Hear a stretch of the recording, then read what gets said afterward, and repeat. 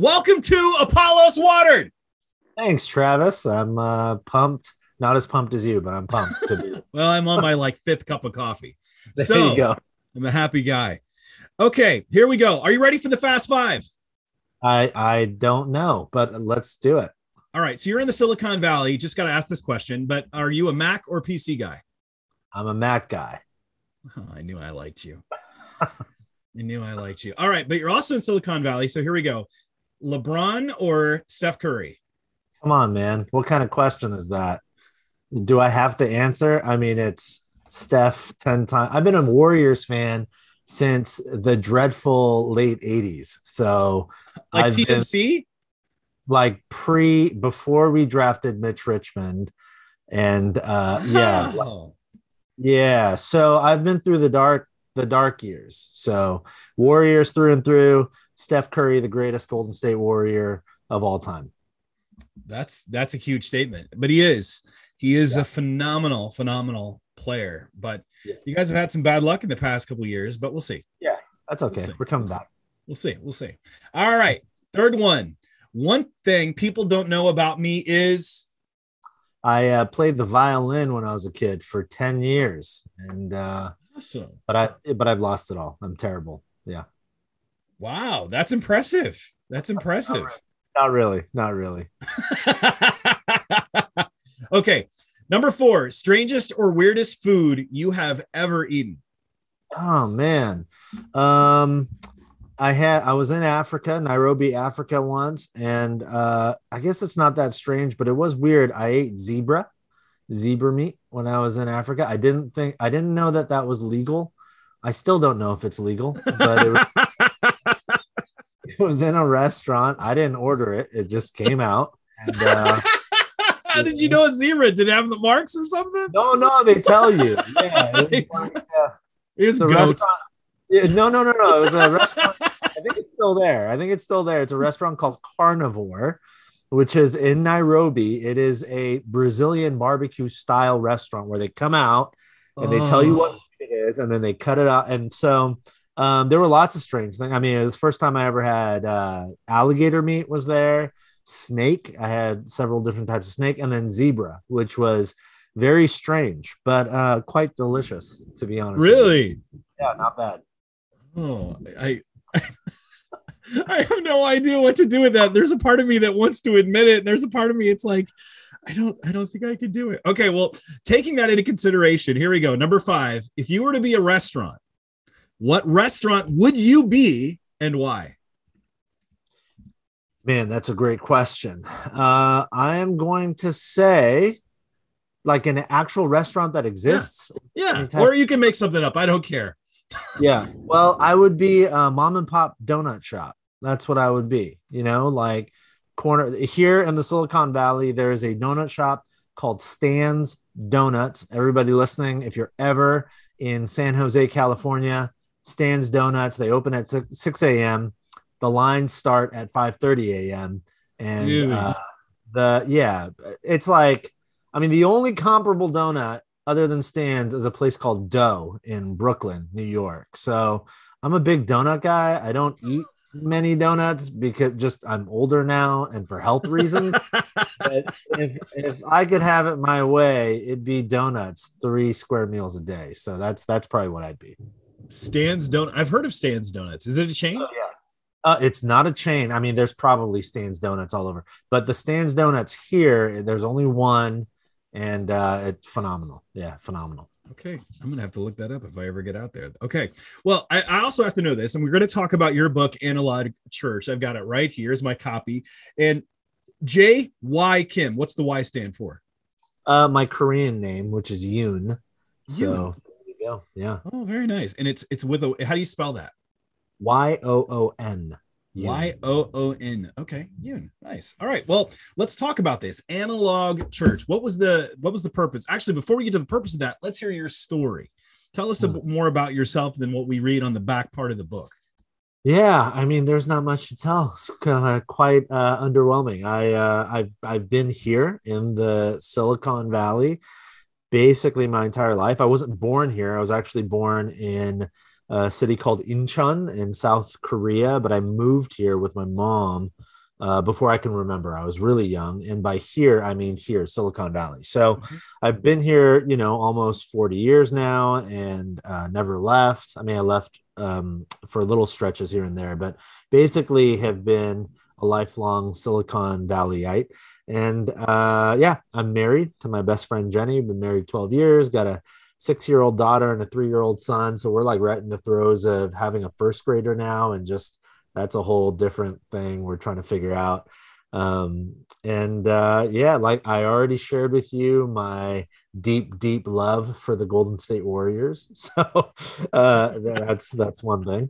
And I serve as a pastor on staff at a church here in San Jose called WestGate Church, and have been in, local church ministry for going on almost 20 years now. Did youth ministry and college ministry for a long time, was a church planter, and now I serve on the leadership team of our church here. So there you go. Well, I've heard you're a pretty phenomenal teacher. So you're the teaching guy, and you've got some, I mean, you can obviously tell that from writing. You're a great writer. And I really enjoyed the book. After reading through it, I went Analog Church. The title caught my eye. And I thought, wow, not too many people are talking about this kind of thing. What was the impetus behind writing Analog Church? Yeah, I mean, it started years ago. Mostly I was asking questions of technology's sort of formational impact on me, just as a person, primarily like as a dad and as a husband. I just found myself, like many of us do, chained to this little device in my back pocket. I'd be in the presence of the people I love most on the planet, and yet totally lost and immersed in this little digital device. So I started asking myself, like, what is happening? I mean, beyond just my own lack of discipline and implementing practices and disciplines to make sure that that didn't happen or to minimize that, I started just getting really curious about neurologically, how this was shaping my own desires. I mean, I was clearly addicted. And so I became fascinated with that whole thing. Like, how does, I know about addiction to alcohol and to drugs and pornography or whatever, but it was like, this seemingly benign thing like a phone. I was like, how am I addicted to this? And so I just started doing a lot of reading, having a lot of conversations with friends and with mentors about it. And that led me down the path of asking the question, well, this can't be just me. And the statistics bear it out that it's not just me. And it's lots of people. And then beyond that, as a pastor on staff at a church, I started looking around and realizing, this is happening at sort of a communal ecclesiological level, that we're leaning hard and fast into all things digital because there's so many shiny new toys. And we were just kind of couching all of our digital proclivities ecclesiologically in the language of, reach and impact. And I felt like we weren't asking enough questions about formation and how this stuff, not how it's allowing us to have more reach or more impact. That's fine. But I felt like we weren't asking enough of the questions about how this stuff was forming us. And if it's forming me and it's forming all of us, it certainly must be forming us communally and ecclesiologically. So then I just started going down that rabbit trail and reading and having lots of conversations and jotting some of my thoughts down, running some of my thoughts by, people, friends I respect and admire. And then I realized as I was searching for content out there where I could sort of, think more deeply and broadly about this stuff, there was a lot being written about the impact of the digital age on us individually, and a lot being written about how it's impacting society as a whole. But I found that there was really almost nothing written about how it was impacting the church specifically. And so I just thought, man, no one's written about it. I'm thinking about it. Maybe I'll write about it. And there you go. There it is. And it's interesting how the Holy Spirit does things, because you wrote this book, and at the same time, I came across 2 other books that you wrote a recommendation for. Virtual Reality Church which Mhm. you wrote something for that, John Arms, which is Armstrong and Bach wrote that Bach, one. yeah. And then Brett McCracken's The Wisdom Pyramid. Yeah. So how now I'm just thinking you write forwards, but those are how many forwards have you written on this stuff? It's like you Oh, become man. the expert on it. Yeah, I am far from the expert. What I tell people is that I hope that my book is a helpful first word, but Mm. not the last word. My book is very early. It's first of all, it's short. It's like 45,000 words. It's a primer. I think that my book will best serve the church as a primer, but Mm. I'm really grateful for other thinkers who are digging in deeper. I loved both of those books. The Brett McCracken, who is a friend, I thought his book was it was convicting for me, Yeah. on a very personal level, the wisdom pyramid. And so I'm really Right happy to here. see. Yeah, there you go. I'm reading it Yeah. right now, actually. Yeah. I'm so happy to see more and more writers kind of leaning in that direction. So if anything, if I was a small part of sort of opening the floodgates of more thinkers kind of joining this conversation, then I'm honored to be a small part of that. I have to laugh though. I got to admit this because your book had its official release date on March 31st, 2020, Yeah. about 2 weeks after most Yeah. of the US went into extended lockdown and our digital lives went into overdrive. I already felt we were spending too much time. And then Yeah. it was like I was on a roller coaster that I could not get off. But when that happened, I mean, and your book came out, was your reaction like, yes, vindication or face palm? I mean, what was it? Yeah, initially it was anxiety. I remember, the release date for books gets set months and months, years even in Yeah. advance. And so we had this release date for over a year. And then, the beginning of 2020, we start hearing murmurings of this virus, this, whatever. And then once we got to March, it became pretty clear that this was serious. And I distinctly remember our last Sunday worship gathering, I gave a one-off teaching from the book. And then we had received early copies of the book that we purchased and gave to everybody in the church. So I preached a sermon from Analog Church talking about why it's so important that we gather as the embodied church. And then that Thursday, 4 days later, I jump on all of our social media feeds and make a video saying, we're not gathering in person for a while. And it was so strange and peculiar. So honestly, I mean, my publisher and I, we were nervous. We were nervous about it. We considered delaying the release, but in hindsight, I'm so grateful. I'm so grateful it came out when it did. It almost feels providential. And because if there was anything I would want to say to that moment, when we all went on lockdown and everything was online, it would be what I say in this book. So in that way, I'm grateful for the timing. So I want to talk a bit more. Let's probe down into the book here because the book really challenges us to ask ourselves about this digital world that we all are in. And some people would say, what's the big deal? Okay, it's what you do with it.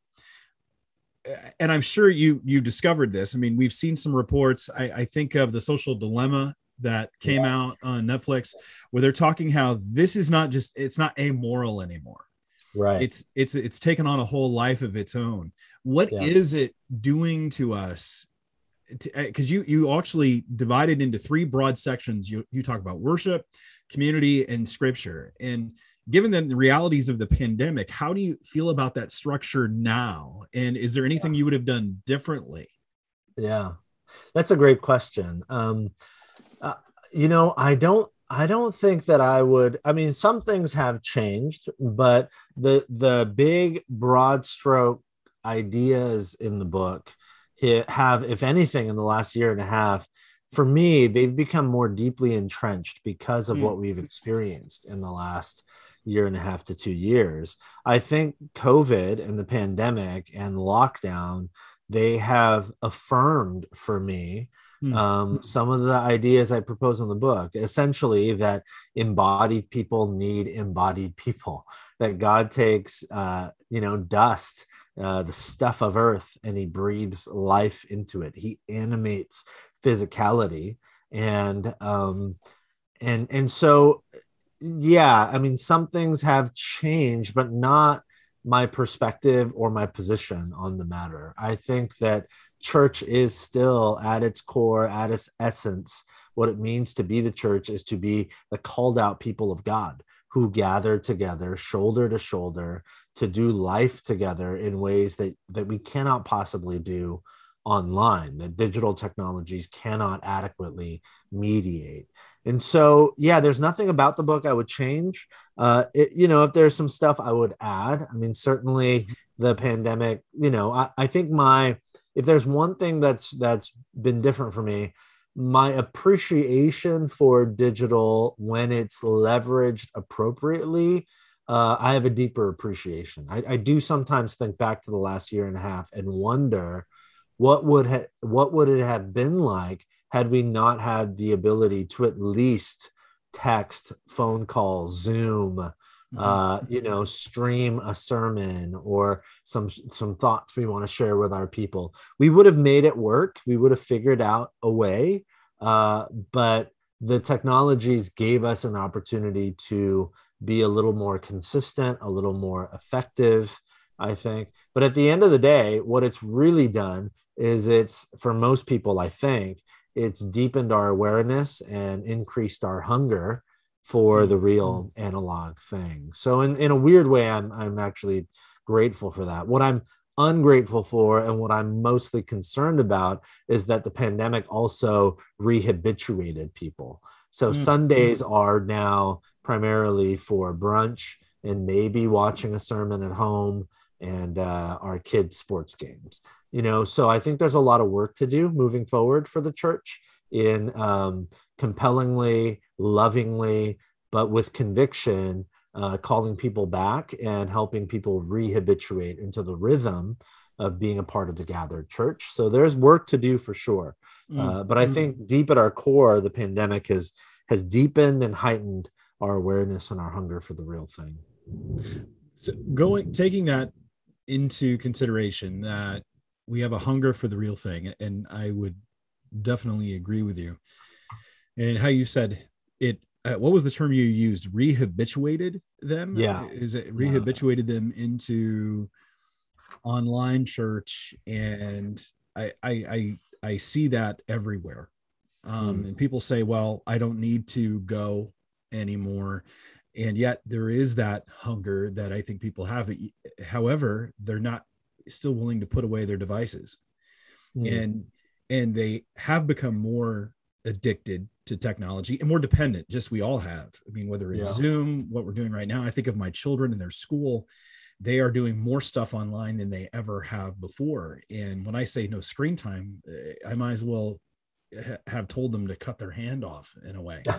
That's what it feels like to them, because that's the world they live in. That's where their friends are. That's where the schools want them to be. Even they have to go to things like Schoology to do their assignments.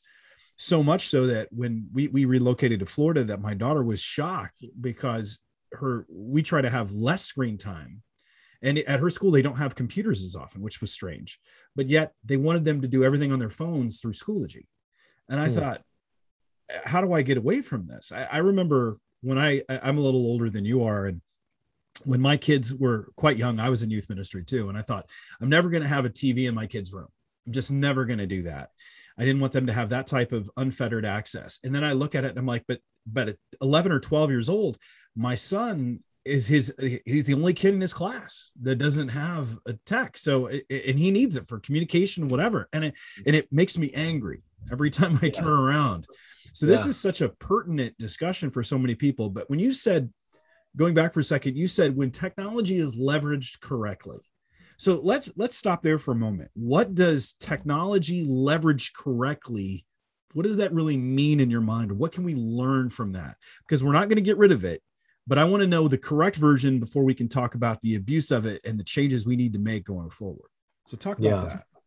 Yeah, there's a lot to say there, but I think the simplest way for me to put it, I've come to the conviction that the appropriate leveraging of technology is primarily technology, digital technology, leveraged for the exchange of information. And that gets really dangerous too, because, I mean, as we're recording this, there's a big news story about Miss Haugen, who is a whistleblower from Facebook.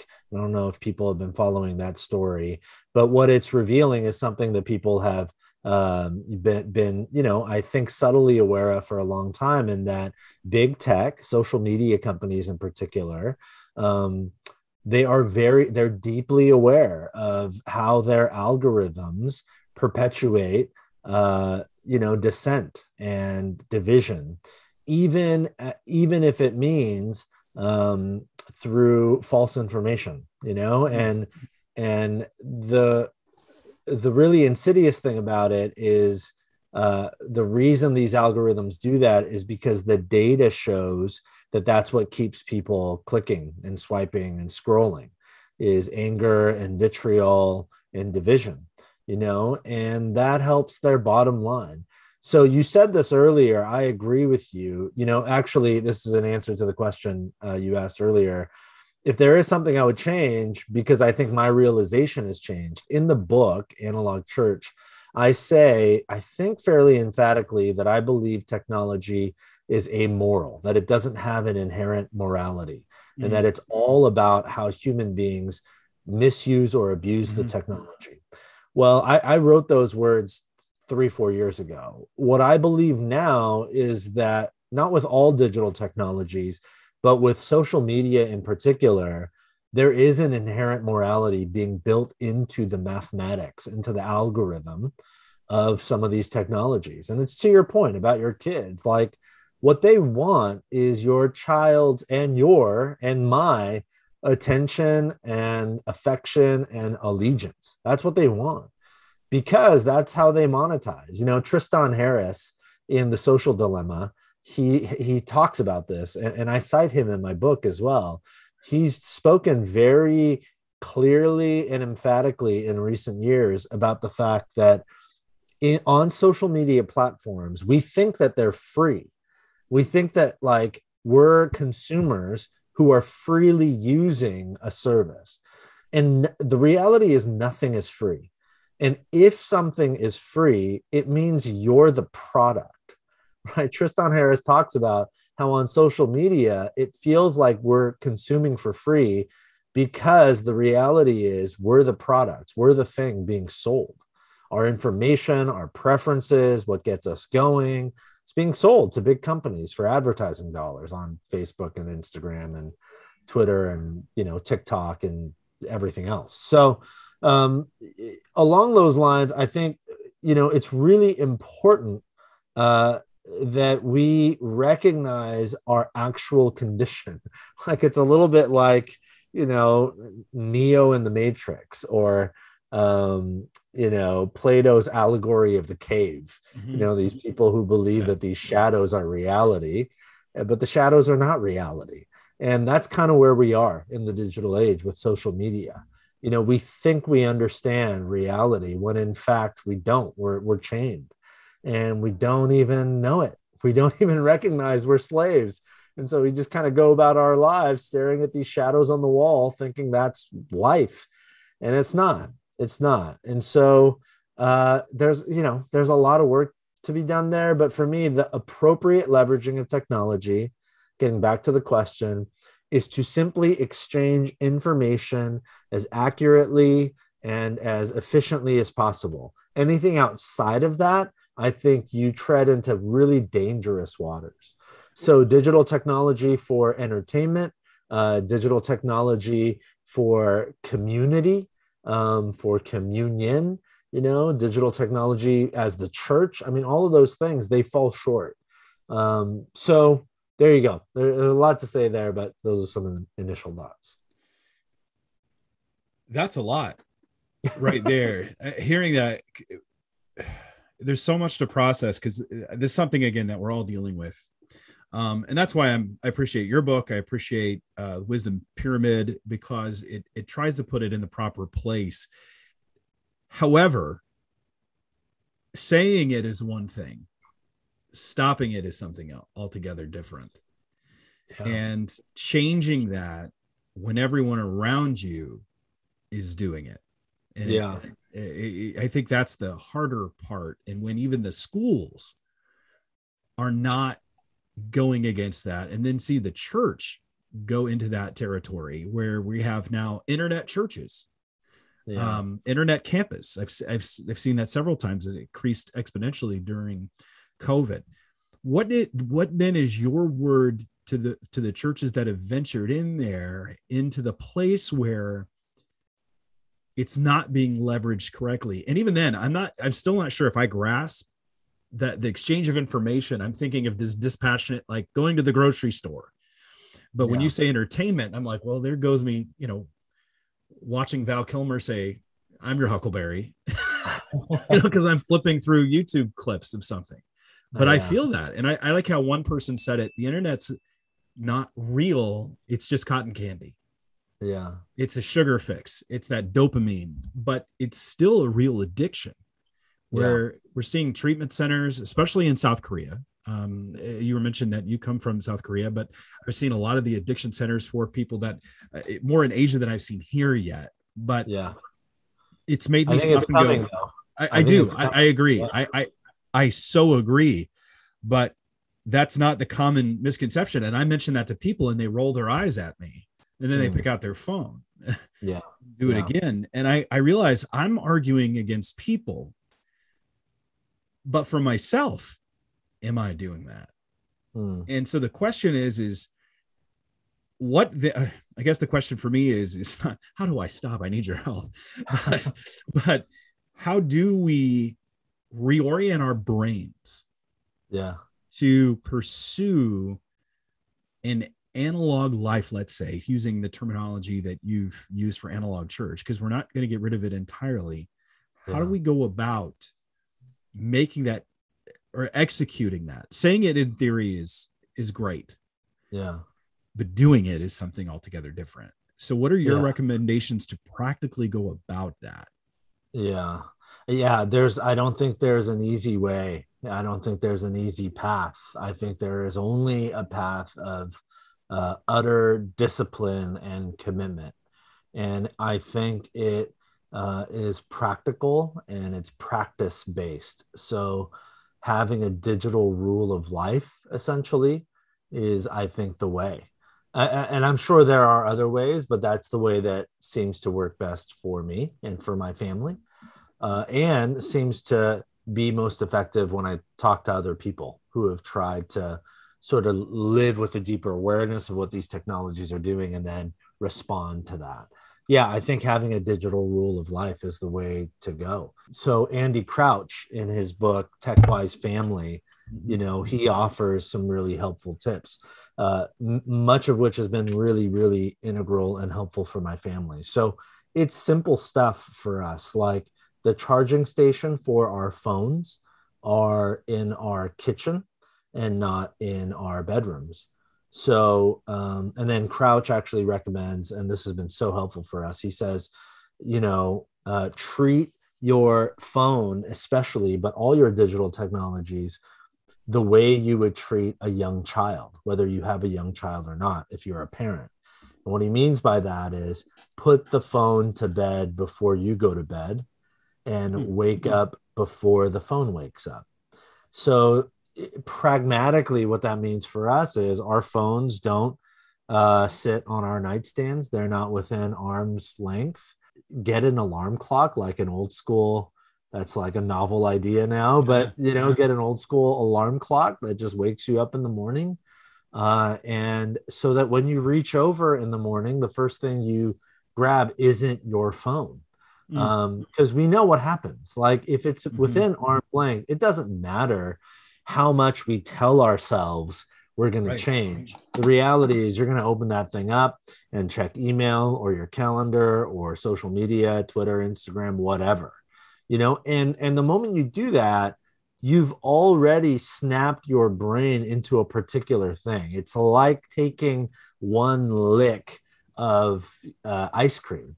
It's like, okay, you did it. You woke up and you licked the ice cream. You're not going to just let the thing drip all over your hands. Like, you know what's going to happen to you.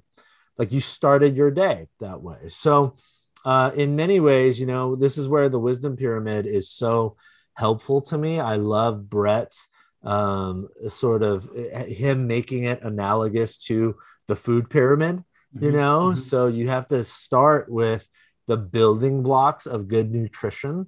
And I think we have to order our lives that way. And that's a matter of physicality, to be honest. Like, it's a matter of actually leaving the things that we know will pull our attention away from the things that really matter.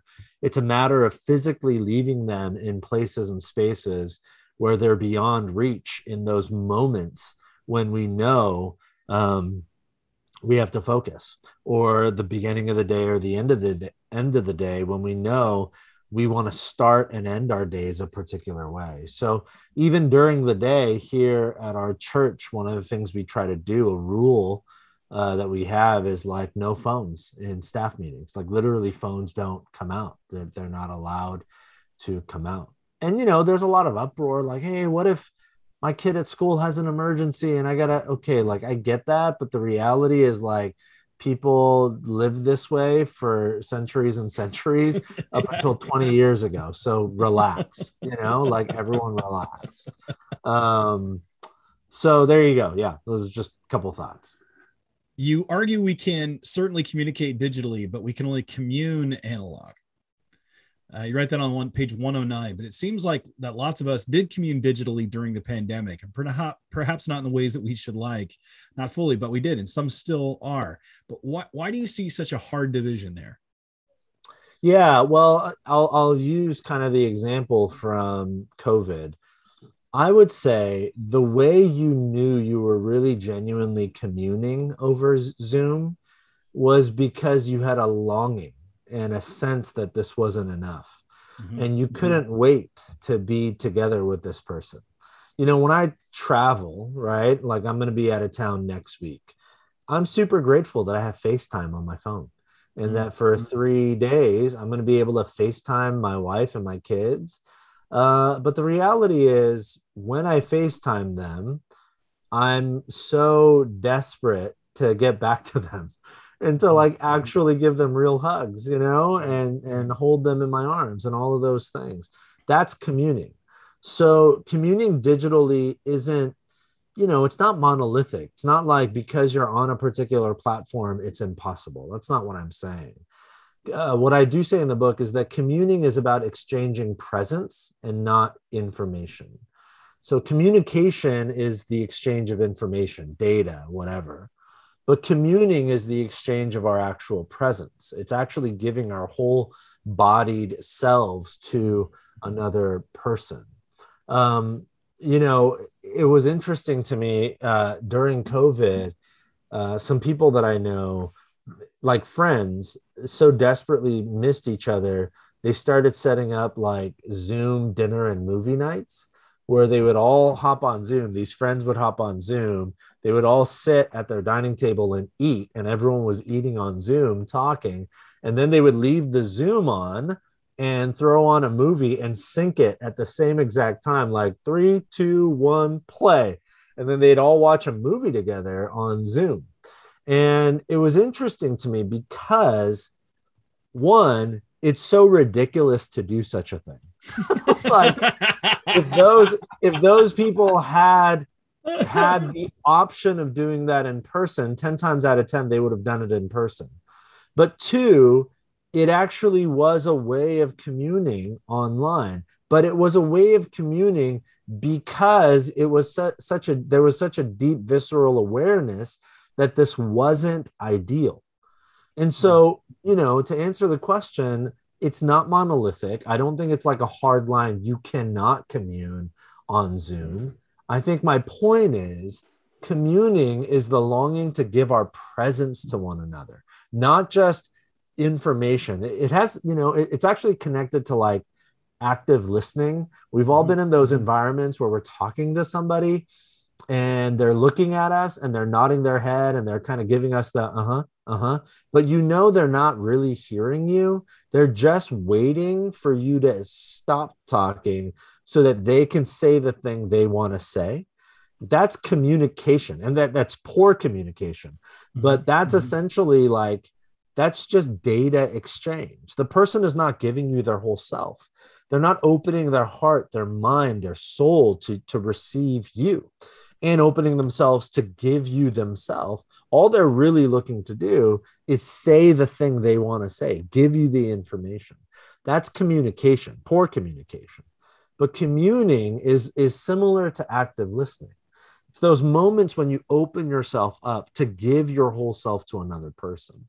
And those types of experiences are always analog, or when they cannot be analog, there is a very clear, visceral, undeniable sense that if it could be analog, we would make it analog. Because it is, again, you run into, I think, when you want to give your whole self to another, you feel very viscerally the digital barrier. You know, it's, again, when I FaceTime my wife and kids, I so deeply want to hug them. You know what I mean? And like kiss my kids on the forehead. Like I so want that. And so in that way, I'm grateful for FaceTime. But ultimately, at the end of the day, I'm longing to get back to them. So there's a lot to say there, but that's kind of one way I would explain the dichotomy. Do you think that the pandemic, while it has brought a greater dependence upon technology, do you think, though, that it's also brought a greater awareness of its insufficiency at the same time? I do. Yeah, I do, for the reasons I just shared. Right.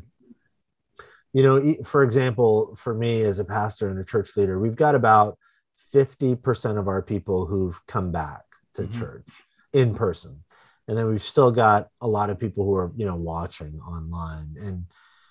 And it's interesting to me because some of them haven't come back for like valid health concern reasons. And we could argue whether the concerns are valid or not. But what can't be argued is that some of these people really desperately want to come back, but they personally are still worried. They're still uncomfortable. COVID, you know, all of that. And so that's valid.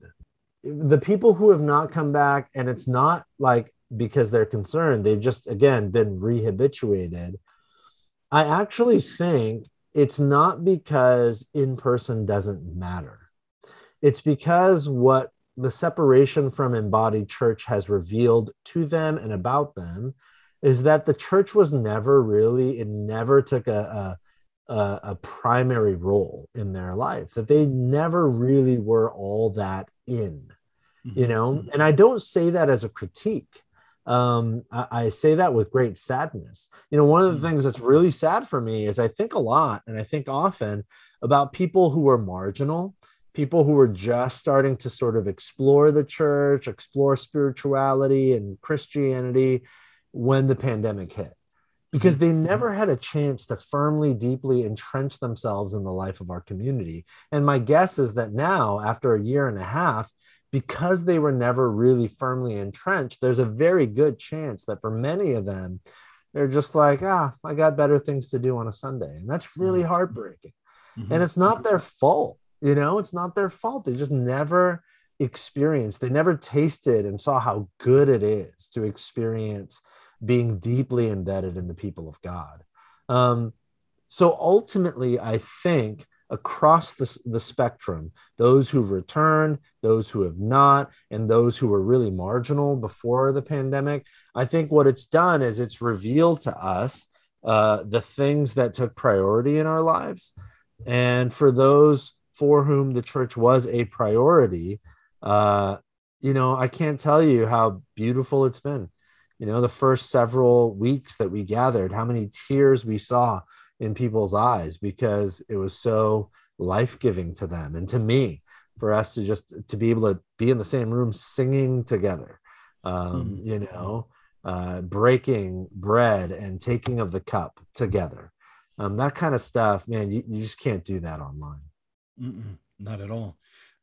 What do you hope then that your book will accomplish let's say that we fast forward 10 years from now.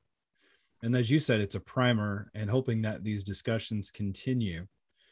But what would be your greatest hope for the book?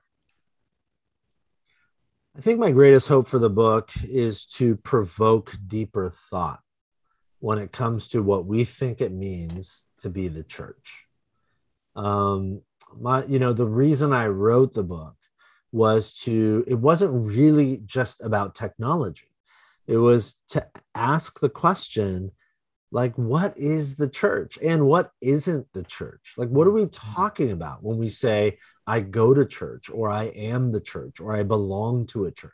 What does it mean to go to a thing, or to be a thing, or to belong to a thing? Like, what does that mean? And especially in the digital age, when the lines are being blurred in terms of what it means to go somewhere, or go to a thing, or to be a thing, or to belong to a thing, as the lines are being blurred, we have to get really clear about what the Bible means when it says, you are the church, you are to be the church. So that's my hope. I'm really grateful that I think some of that has happened. And like I said earlier, I'm really grateful that other thinkers, men and women, who have profoundly helpful thoughts and ideas that go far beyond my book are beginning to contribute to that conversation. I'm really grateful for that. So that's my hope, is that I could have, again, been a first word in the conversation and help us to provoke deeper thought, and help us to think more deeply about the church and what it means to be the church. Well, I want to recommend the book. I know we are short on time today. You've got kind of a hard stop that you need to meet, but I wanted to thank you for coming on the show. And I also wanted to, how can we let people know about what you're doing so they can follow along and learn more about your ministry and what God's called you to be and do? Yeah. Thanks so much for having me on, Travis. It's been super fun. And I could have talked about Steph Curry and donuts for another hour. Sometimes it doesn't seem like those go together. that'll be another conversation. Yeah. Thank you for the kind words about the book. That's really, really encouraging and humbling. I have a little website called jkimthinks.com. And that's also, you can find me on Twitter or Instagram there. And, but yeah, the website and all the digital technology. Yeah, exactly. Yeah. I'm just a giant. You need like a physical address so people can physically write you letters. That's right. Go that way. Come to my farm. Come to my farm and help me churn butter. And we'll talk. And that's how I connect to people. It's in the countryside of Pennsylvania. I'll send you the address and come visit. No cars, just horse and buggy, and yeah. Okay. Just full disclosure, I grew up with Amish people. So yeah, I'm not Amish, but I grew up in Illinois, where Illinois actually has its own Amish community. We had 5,000 Amish. So I went to school with Amish kids. So that's very real to me. When you're saying that, I can see the buggies, and we had buggies at our grocery store and Dollar General. And yeah. Anyway, keep going. That's kind of awesome. I'm joking about it, but it's kind of awesome. Just jkimthinks.com, and all my stuff is there, and my email address is there. So I'd love to hear from you if you want to chat, whoever you are. And so there you go. Okay. Well, thank you, Jay, for coming on the show. It was a real joy to have you on Apollos Watered. Yeah, absolutely, Travis. Thanks again.